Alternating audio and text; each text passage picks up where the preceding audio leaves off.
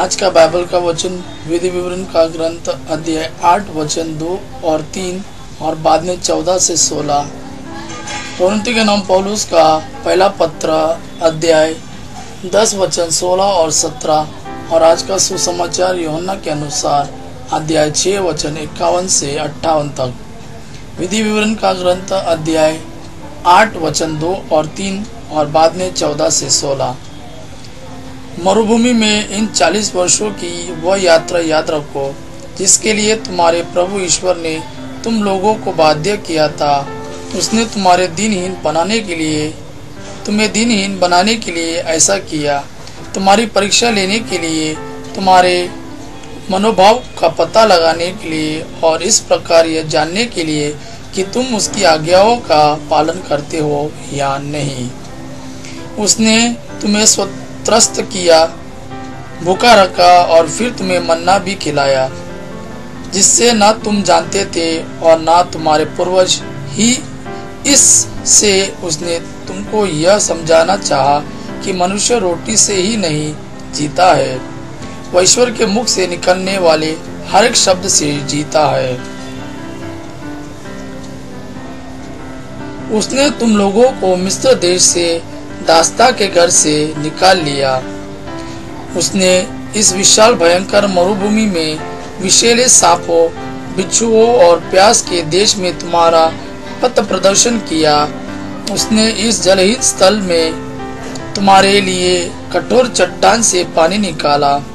उसने तुम लोगों को इस मरुभूमि में मन्ना खिलाया जिससे तुम्हारे पूर्वज नहीं जानते थे। उसने तुम लोगों का घमंड तोड़ने के लिए और तुम्हारी परीक्षा लेने के लिए ऐसा किया, जिससे आगे चलकर तुम्हारा कल्याण हो। कोरिन्थियों के नाम पौलुस का पहला पत्र अध्याय 10 वचन 16 से 17।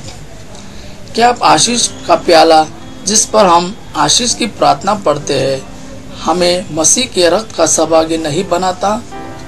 क्या वह रोटी जिसे हम तोड़ते हैं हमें मसीह के शरीर का सहभागी नहीं बनाती?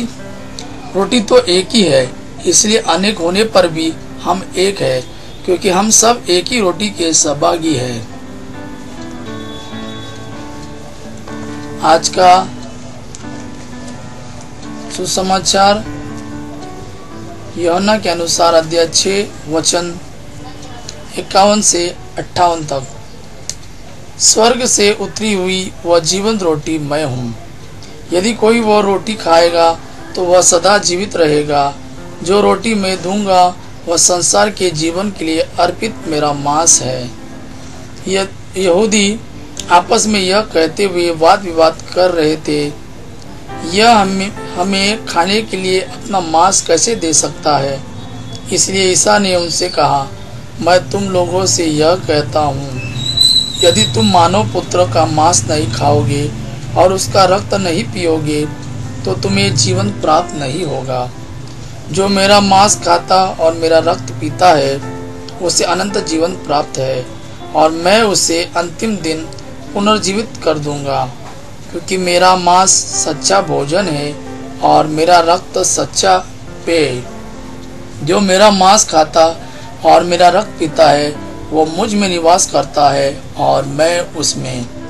जिस तरह जीवन पिता ने मुझे भेजा है और मुझे पिता से जीवन मिलता है, उसी तरह जो मुझे खाता है उसको मुझसे जीवन मिलेगा।